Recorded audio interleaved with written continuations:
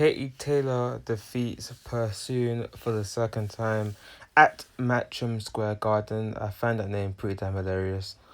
But yes, the first fight obviously took place on the AJ and Ruiz undercard last year on June the 1st, even in the UK June the 2nd.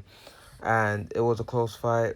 The first fight, I watched it back maybe about a week ago, and I scored it a draw. I think I had 95-95. I heard some people saying it was a robbery.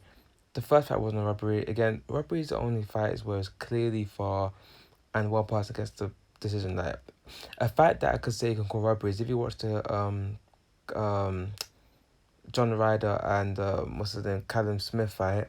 I won't say that there was one scorecard that was so wide with Callum Smith that was ridiculous because the fight was so close and it was clearly in favour if it was Callum Smith. But you can maybe call that a robbery, but you can't sit here and call Katie Taylor Price robbery. Now Katie Taylor, really good boxer and Persoon's Persoon. She's aggressive, she's come forward, she's a dirty boxer. I tweeted that from me on Twitter, King_A1. She's a super dirty boxer. Something you see, I've only watched the two tape. I haven't watched the other fights before that. But she utilized of holding, trying to hold and punch, or just dirty boxing tactics that you see. She utilizes that a lot when she's fighting. So that's what she does. But overall, the first fight again didn't see as a draw. Now back to this fight. This fight here. Oh, but to go back to the first fight. One thing I saw in the first fight, I think it was around 7-8. Katie Taylor started boxing. She started moving her head, pivoting out, and when she did that, for me, those were the best rounds because she was really boxing and slugging it out. In this fight, you can see Katie Taylor at first. She really started boxing at first, and then at one point, Katie Taylor's thing was to always pivot out. So she'll throw maybe a 1-2, for example, and she'll pivot and change directions. Or was that Persoon figured it out? So what Persoon was kind of doing was she was kind of, when Taylor trying to pivot out, she kind of rather move towards her side or stick her arm out. So it's harder for Taylor to kind of get away from the space she was in. Because there'll be a lot of times when maybe Taylor was up against the ropes or just push back into a certain corner or whatnot. So Persoon did that, and it made for a really good fight. I wanted Katie Taylor to win. She done really well in this fight. There was some rounds where it looked like Persoon got bars, look at Taylor got bars. One thing we'll say, they both don't have concussive power and kind of, they both don't have big power. But it was interesting. If they both had big power, the fight would be different. Like if these two girls had really big power, it would be different. But it's what it is. I enjoyed the fight. I think it was a really good fight. So ambitious. I'm watching Sean Porter versus Formella right now. Porter's put on the clinic.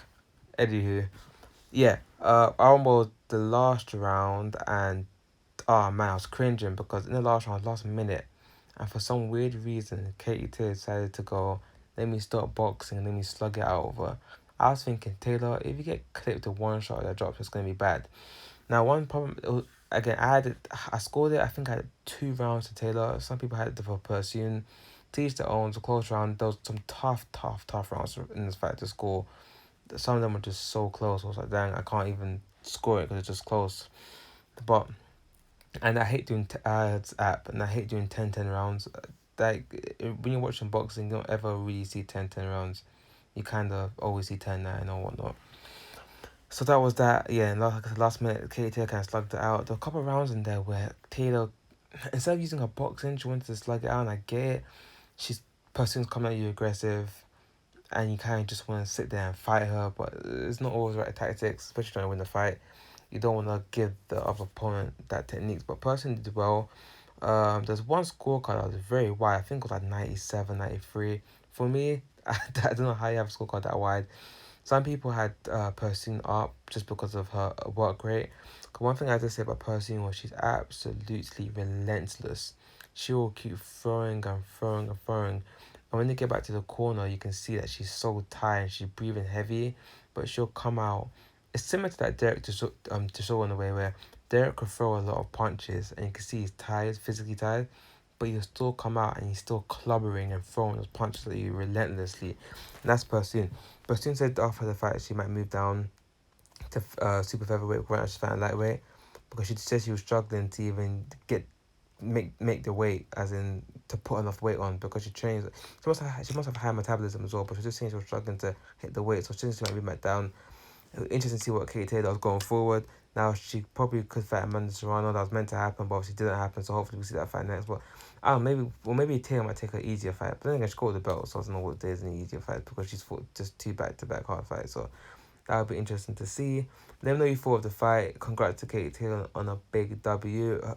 One thing about Katie Taylor, man, is her boxing is like, from when I watch female boxing, there's that girl who beat what's her name? Cecilia, is it Cecilia Brækhus? She just had her first loss. The first lady, is that her name?